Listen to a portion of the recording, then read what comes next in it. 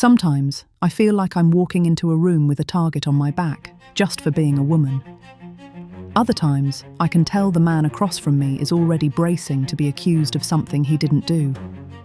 We haven't even said hello, and already, there's tension. We're not at war, but we're not at peace either. It feels like a cold war, quiet, distant, simmering. And the battlefield, dating apps, comment sections, marriages, group chats, everyone's keeping score. Who ghosts more? Who cheats more? Who's more selfish? Who has it harder? Sometimes when I talk to male friends, I sense their defensiveness. Then again, I catch myself assuming the worst in men before I've even heard their story. Where did this mistrust come from? Maybe from years of being let down. Maybe from being told we can't be soft or we'll be taken advantage of. But here's the truth. We can't build anything real, friendship, love, respect, on suspicion. I don't want to be hardened. I don't want to assume every man is dangerous or every woman is manipulative. But the fear is real. The damage is real, and the distance keeps growing. The gender cold war isn't loud, it's quiet, icy, and it will keep freezing us out of connection until we choose to thaw. They don't trust each other anymore, not like they used to. In modern dating, in marriage, in the online sphere, there's a quiet hostility simmering between men and women. It's not always loud, but it's present. Welcome to the gender cold war. Unlike past generations, where roles were clearly defined, if often unequal, today's dynamics are undefined, unstable, and often unkind. Women are more independent than ever. Men are more uncertain about their place in the world. Both sides feel vulnerable, and that vulnerability, left unspoken, becomes suspicion. Women may feel used, dismissed, or emotionally exhausted. Men may feel blamed, unwanted, or afraid to speak honestly. The result? Disconnection wrapped in defensiveness. Dating becomes a power struggle. Marriage becomes a stalemate. Online discourse becomes a battlefield of stereotypes and snark. For instance, when men online say, "Women don't love men, they love what men can provide," the message is clear. They see relationships as purely transactional. In their view, affection isn't about the man himself, it's about his wallet, his status, his ability to offer security.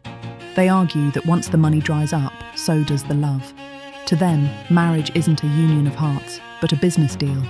Some women also point out that the very things men say they're providing, like food, shelter, and stability, aren't luxuries, they're necessities. Raising children, keeping a household running, and putting meals on the table all cost money, and traditionally, men controlled those resources. From this perspective, women weren't being gold diggers, they were ensuring survival for themselves and their families. Even today, many argue that what looks like dependency is often just the economic reality of building a life together. Another common complaint among men echoes through online spaces. She wants equality until the bill arrives. The criticism here is about selective equality. Men claim that women embrace independence and demand fairness until a restaurant check lands on the table. Suddenly, tradition takes over and the man is expected to pay. For these men, the same double standard appears in marriage, vacations, and even child-rearing. They argue that equality disappears whenever money is involved. Women, however, see it differently.